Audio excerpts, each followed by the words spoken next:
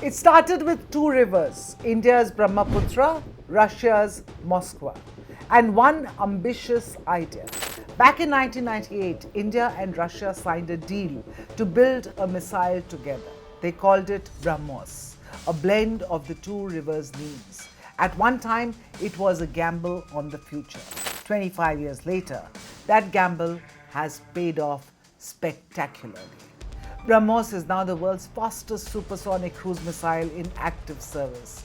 It flies at nearly 3 times the speed of sound, can strike targets up to 800 kilometers away, and can be launched from land, sea, air, and even submarines. For years, BrahMos was India's secret weapon. Then came Operation Sindoor. The missile's battlefield performance turned it from a domestic success story into a global product. The Philippines bought it first. Vietnam is lining up. Indonesia has already signed on. Malaysia and Thailand have shown interest. And now, Russia, the country that helped create BrahMos, wants to induct the missile into its own armed forces. So why does Moscow suddenly want a missile it co-developed? And how could the next generation BrahMos turn India into a true missile superpower?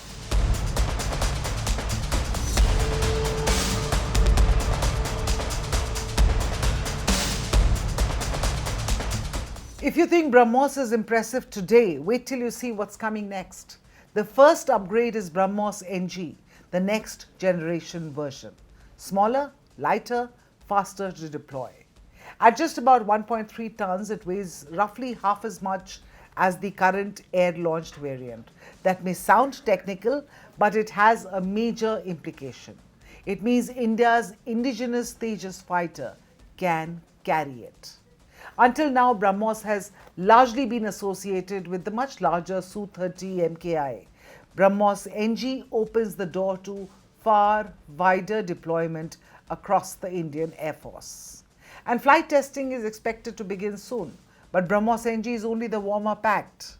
The real prize is BrahMos-II, a hypersonic missile expected to fly at Mach 8 times the speed of sound. That would make it nearly 3 times faster than the current BrahMos. The projected range around 1,500 kilometers. The technology behind it is even more important. India has already made significant progress on scramjet propulsion, the engine technology that makes sustained hypersonic flight possible.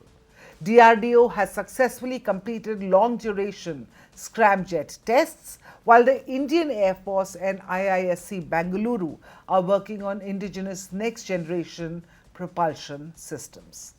Now, India and Russia have discussed BrahMos-II for years. There were delays over technology sharing, costs, but these discussions are now moving forward again.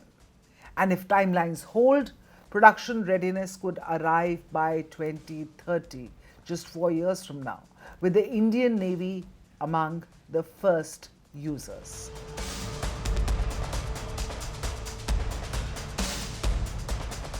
Now for the truly remarkable part.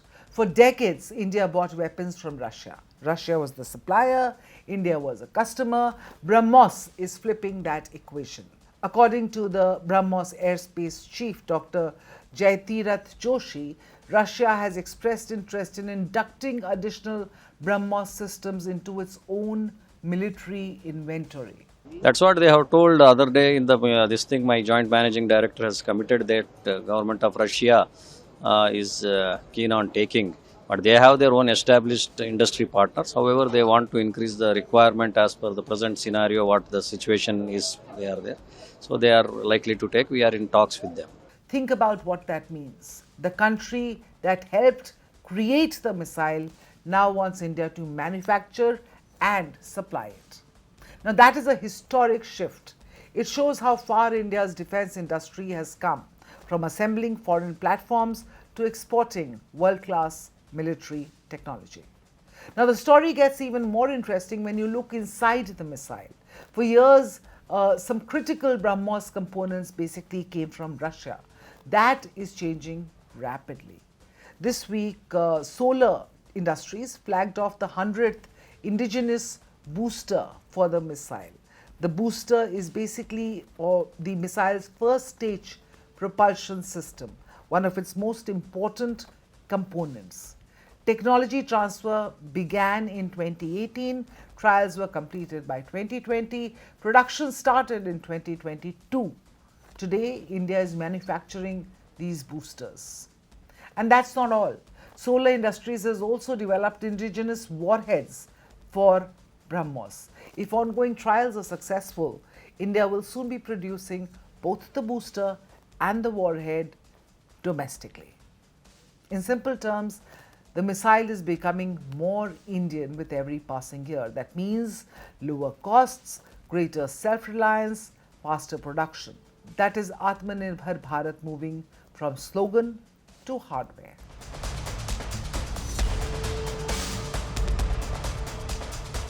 And the world is noticing. The Philippines opened the door with the first export order, that was before Operation Sindoor. Vietnam appears to be next with negotiations in the final stages. Indonesia has already moved ahead with its own agreement with India.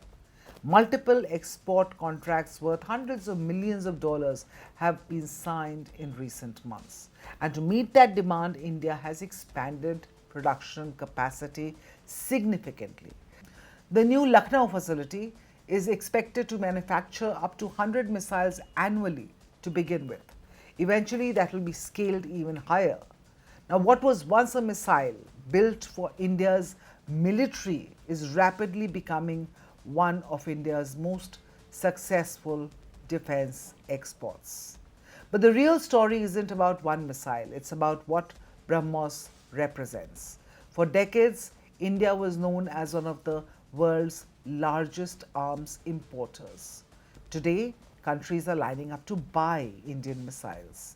Russia wants more, Southeast Asia wants them, and India is already working on the next generation. That is a remarkable transformation.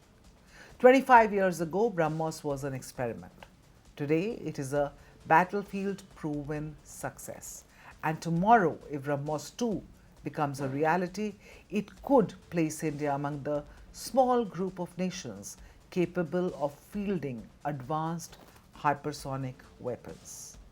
From buyer to supplier, from importer to exporter, from technology recipient to technology leader. That may be the most important BrahMos story of all. This is Times Access, where global stories meet India's perspective. Click on the bell icon to subscribe because the next big global shift will have India at its center.